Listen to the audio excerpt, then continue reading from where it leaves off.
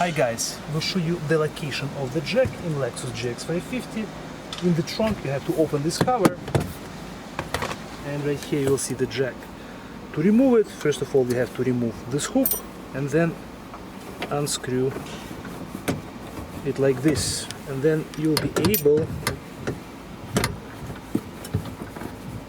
able to pull it out.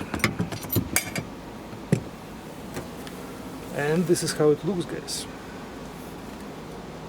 The hardware for the jack is located under the floor right here.